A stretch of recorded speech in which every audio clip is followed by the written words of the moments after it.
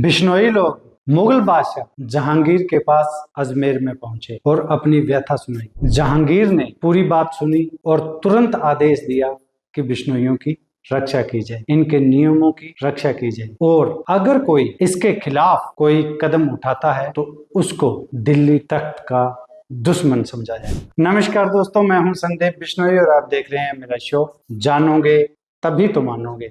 दोस्तों, आज हम बात करने वाले हैं बिश्नोई पथ के गुमनाम खडाना की, यानी कि खडाना मतलब शहादत, गुमनाम शहादत के ऊपर जो आज हम चर्चा करने वाले हैं। मुकाम खडाने की साखी में वर्णित जो ऐतिहासिक प्रसंग है, हम उसके बारे में आज आपको बताएंगे। दोस्तों, एक दो है कि माटी कहे कुम्हार से, तू क्या रोंदे मोहे, एक दिन ऐसा आएगा मैं रोन दूंगी तो है, मैं रोन दूंगी तो है। भाइयों और बहनों, आज हम उस इतिहास के पन्ने खोल रहे हैं जो धूल में दबा तो नहीं, पर शायद समय की रफ्तार में भुला दिया गया है। बिश्नोई पंथ, जिसे 15वीं शताब्दी में गुरु जम्बेश्वर जी ने स्थापित किया, सदैव से प्राकृतिक जीव जंतुओं और पर्यावरण की रक्षा का प्रतीक रहा है। गुरु जम्बेश्वर जी द्वारा निर्धारित 29 नियम, जिन्हें जामवाणी नियम भी कहा जाता है, का पालन बिश्नोई समाज में प्राणों की बाजी लगाकर भी करता आया है। बीकानेर रियासत के समय यह प्रसंग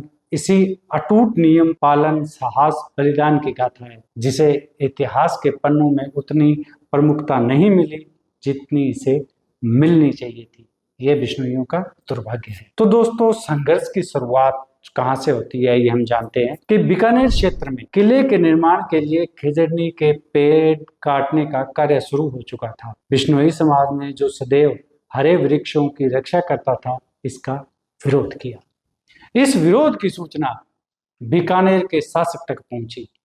शिकायत में यह आरोप लगाया गया कि बिश्नोई लोग वृक्षों की कटाई नहीं होने देते और वे शिकार में भी बाधा डालते हैं, जिससे शाही शिकार प्रभावित होता है। दोस्तों, ये बात जो वहाँ के उनके जो कर्मचारी थे या जो सैनिक थे, उन्होंने बीकानेर के शासक को है जाके बताई। शासक ने एक कठोर आदेश दिया कि या तो बिश्नोई नियमों का त्याग कर दें या इन नियमों को बनाए रखने के बदले कर भरें, यानी कि टैक्स दें। उसने ये एक अलग से नियम स्पेशल बिश्नोइयों के खिलाफ बना दिया। लेकिन बिश्नोई समाज के लोगों का वही उत्तर था जो उनकी पहचान थी कि हम ना नियम छोड़ेंगे और ना ही इसके बदले कोई कर देंगे।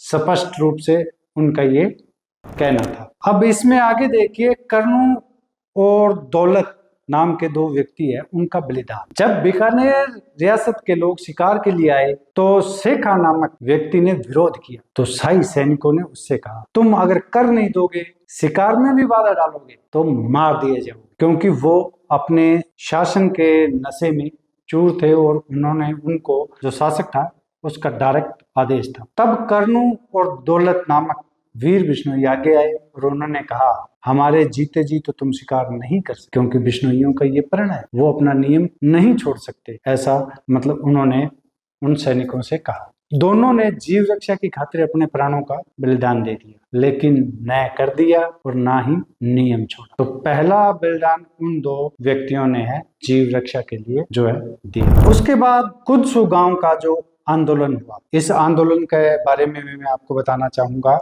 कि इसके बाद कुदसू गांव में टैक्स वसूली की मांग की गई। गांव के लोगों ने स्पष्ट मना कर दिया। इसके प्रत्युत्तर में शासक ने आदेश दिया कि या तो पेड़ों की कटाई शुरू की जाए वरना आप कर दें, क्योंकि पेड़ों की कटाई और जीवों का शिकार उनका जो मुख्य उद्देश्य था। इस अत्याचार का सामना करते हुए हरपाल, बाली, धर्मणी, पुलय, कर्मणी सहित अनेक स्त्री पुरुषों ने खडाना दे दिया। खडाना यानी कि बलिदान दे दिया। उनका कहना था, हम प्राण दे देंगे लेकिन नियम नहीं तोड़ेंगे। दोस्तों, कितनी गर्व की बात है बिश्नोई समाज के लिए कि उस वक्त लोग अपने प्राणों की आहुति देने में बिल्कुल भी संकोच नहीं करते थे और अपने धर्म बचाने के लिए हर संभव प्रयास वो करते थे। तो इसके बाद का जो प्रसंग है मैं आपको बताना चाहूंगा भी। उसके बाद गृह कर और एक नया संघर्ष जो है अस्तित्व में आया, जिसके तहत हर बिश्नोई के घर से एक निश्चित कर लिया जाना तय हुआ। इस कर की वसूली की शुरुआत नाथो नामक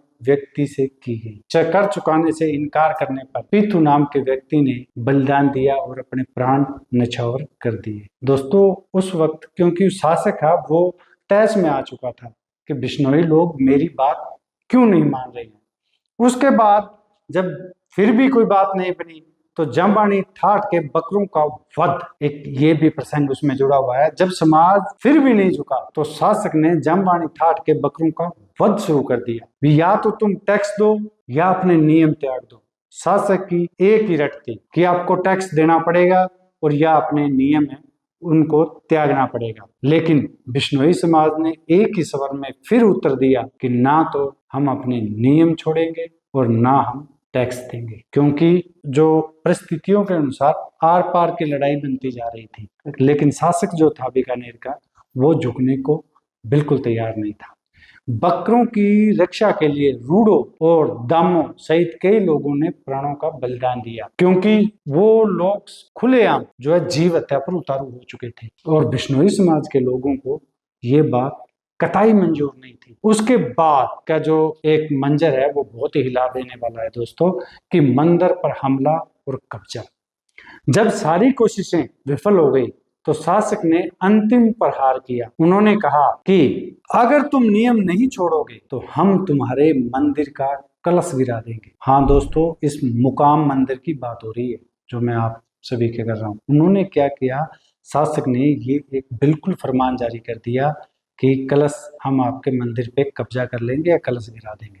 और वही हुआ, कलश गिरा दिया गया, मंदिर पर कब्जा कर लिया गया और आदेश दिया गया कि कोई भी बिश्नोई मंदिर में प्रवेश नहीं करेगा। इतनी क्रूरता भरी हुई थी उस राजा के मन में, शासक के मन में, जो कि एक हिंदू था।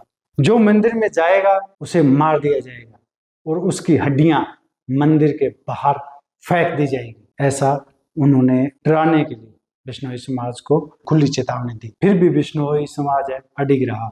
उन्होंने सामूहिक खदाने का निर्णय लिया, यानी कि सामूहिक बलिदान देने का निर्णय जो लिया है। जांगलू, पारवा, उदासर सहित कई गांवों के लोग मुकाम पहुंचे और एक के बाद एक अपने प्राण न्यौछावर करते गए। मंदिर परिसर रक्त से लाल हो गया और चारों ओर शहीदों की हड्डियां बिखरी पड़ी थी, बिखर रही थी। तो दोस्तों, जब ये मंजर हुआ तो वहां बिश्नोई समाज के लोगों में बहुत आक्रोश भी हुआ, लेकिन एक शासक के खिलाफ लड़ना कोई आम बात नहीं थी। फिर उसके बाद आता है न्याय की गुहार, कि अत्याचार की सारी सीमाएं पार होने के बाद समाज के कुछ लोग, आसो जी, कान्हो जी, वर सिंह जी, गोविंद जी, गोपाल जी और अन्य, न्याय की आशा में अजमेर गए। 1613-1616 ईस्वी में मुगल बादशाह जहांगीर अजमेर में रहता था, जहां उसने अकबर के महल को अपना निवास स्थान बनाया हुआ था।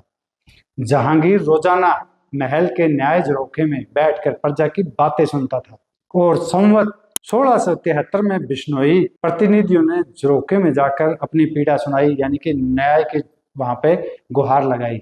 जबरन टैक्स की वसूली, पेड़ों और पशुओं की हत्याएं और मुकाम मंदिर की बेअदबी करना और कब्जा, ये सारी शिकायतें उन्होंने जहांगीर के समक्ष रखी, क्योंकि उस वक्त जहांगीर जो है अजमेर में रहता था और अजमेर को उस वक्त राजधानी के बराबर का दर्जा प्राप्त था। जहांगीर ने बात सुनी और जहांगीर ने तत्काल आदेश पारित किया कि भविष्य में मुकाम मंदिर की बेअदबी नहीं होगी। यदि कोई करेगा तो वह दिल्ली तख्त का दुश्मन माना जाएगा। बहुत ही ऐतिहासिक ये जहांगीर की तरफ से कदम उठाया गया, क्योंकि बिश्नोई लोगों ने जाके वहां पे अपनी पीड़ा सुनाई तो ये जो बात है जहांगीर के दिल में चुभ गई। इस तरह जो ये न्याय की जीत हुई, बादशाह के आदेश के बाद बीकानेर शासक ने मंदिर का कब्जा हटा लिया।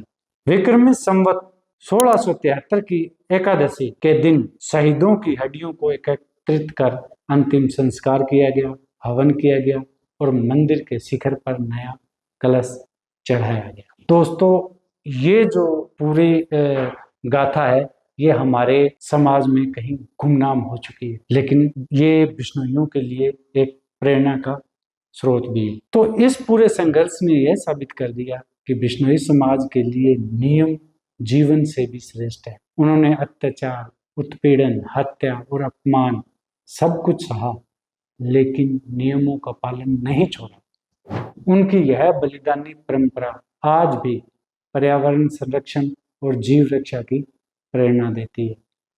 दोस्तों, इस तरह बिश्नोई समाज के लोग जो है वो सालों दर साल बलिदान देते आए हैं। खेजड़डी का बलिदान एक बहुत बड़ा बलिदान था, लेकिन उससे पहले और उसके बाद और निरंतर लगातार आज तक बिश्नोई समाज के लोग जीव रक्षा और पर्यावरण के लिए अपना बलिदान देते आए हैं।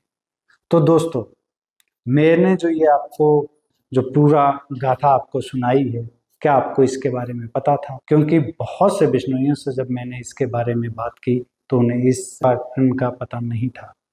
तो आपको ये वीडियो कैसे लगी कमेंट में ज़रूर लिखिएगा, और आने वाली वीडियो भी आप ज़रूर देखिएगा। और हाँ, साथ के साथ अभी तक अगर मेरा चैनल आपने सब्सक्राइब नहीं किया है तो जल्दी से जल्दी मेरा चैनल सब्सक्राइब जरूर कर लीजिएगा, क्योंकि बहुत सी ऐसे गुमनाम गाथाएं हैं हमारे बिश्नोई समाज की जो कि अभी तक मुख्य पटल पर नहीं आई हैं। मेरा कोशिश ये रहेगा कि उनको आपके समक्ष रखूं। और इसी के साथ ही नमस्कार, नमन, प्रणाम, राम राम।